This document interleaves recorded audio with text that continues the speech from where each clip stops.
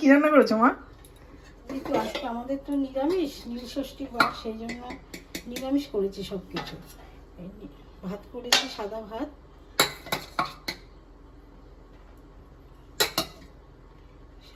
করেছি,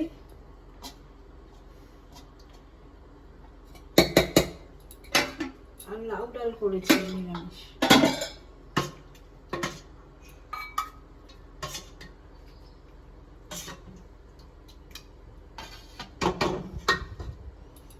লাউ ডাল করেছি আর একটা নিরামিষ ভাজা করেছি, বরবটি, আলু আর লাউর খোসা দিয়ে। আর করেছি আলু সিদ্ধ দিয়ে বাদাম দিয়ে একটা মাখা ভর্তা করেছি।